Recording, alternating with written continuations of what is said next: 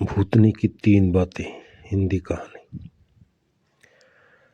राजस्थान की मरुभूमि के पास बसे एक शांत गांव में वीर माता शेरवाली का प्राचीन मंदिर था। गांव के बुजुर्ग कहते थे कि यह मंदिर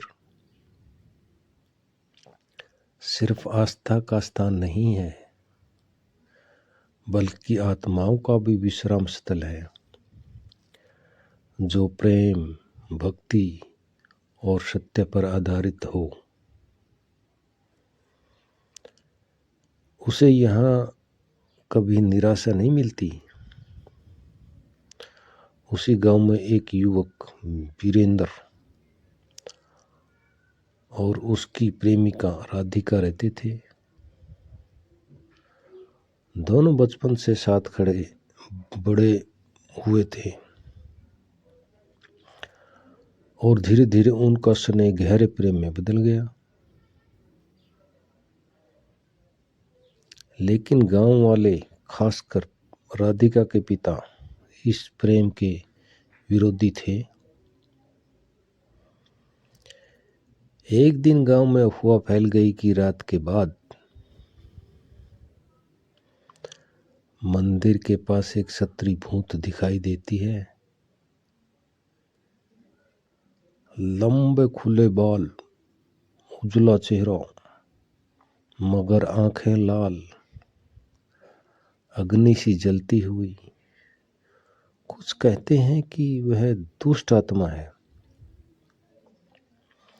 कुछ कहते हैं कि वह एक असफल प्रेमिका की भटकती परछाई है। एक रात जब चांदनी आसमान में धुंधली चमक रही थी, वीरेंद्र राधिका से मिलने चोरी चुप के घर से निकला।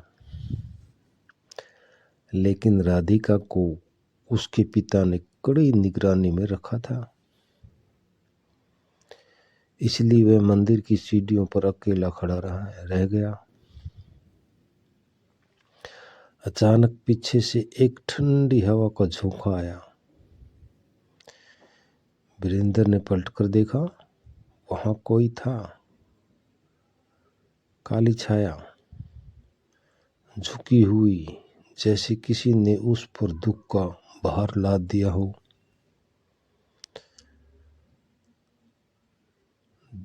वह घबराया। उसने देखा जैसे ही किसी ने उस दुख का भार लाद दिया हो। वह धीरे धीरे उठी और पूर्ण रूप से सामने आई। अब वीरेंद्र के सामने वह भूत खड़ी थी। उसका चेहरा किसी अधूरी व्यथा का आईना लगता था। वीरेंद्र साहस जुटाकर बोला, तुम कौन हो? भूत धीरे से बोली, मैं इस गांव की कभी की रहने वाली हूँ। मेरा नाम चंद्रिका था। मैंने भी प्रेम किया था, लेकिन समाज ने हमें अलग कर दिया। मेरे प्रेमी को गांव वालों ने भगा दिया और मैं तन्हा रह कर मर गई। मेरा प्रेम कभी पूरा नहीं हुआ और मेरी आत्मा यहाँ बंधी रह गई। यह सुनकर वीरेंद्र की आंखों में सहानुभूति आ गई। तुम्हारी आत्मा प्रेम के लिए तड़पती है, लेकिन हमारा प्रेम नहीं रुकेगा। मैं राधिका का हाथ थामने आया हूँ।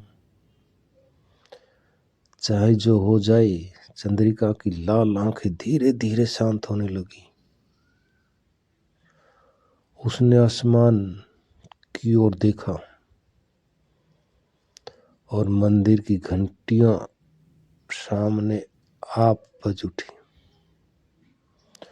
उसी अक्षर मंदिर में सीढ़ियों पर राधिका खड़ी हुई, जैसे किसी अदृश्य शक्ति ने उसे वहां बुलाया हो। भूत चंद्रिका उनके पास आ गई और आशीर्वाद के स्वर में बोली, तुम्हारा प्रेम सच्चा है, वीर माता तुम्हें संरक्षण देगी। मैंने जो खोया वह तुम पाओगे। उसका शरीर हल्की धुंध में बदलने लगा और कुछ ही सेकंड में वह चांदनी में विलीन हो गई। वीरेंद्र और राधिका ने एक दूसरे का हाथ थाम लिया। मंदिर की घंटियां लगातार बजती रही, मानो मां स्वयं उस मिलन को आशीर्वाद दे रही हो। उस रात गांव के एक किंवदंती जन्मी कि भूत चंद्रिका के सच्चे प्रेम का मार्ग प्रशस्त किया और तब से वीर माता के मंदिर में प्रेम की मनोकामना रखने वाले हर जोड़े को हल्की सी ठंडी हवा और फूलों की सुगंध महसूस होती है, जैसे चंद्रिका की आत्मा अब भी वहां मुस्कुराकर आशीर्वाद दे रही हो। हमारे यूट्यूब चैनल शक्ति भक्ति बलिया को सब्सक्राइब करके रखें, मनोरंजन के लिए, शिक्षा के लिए।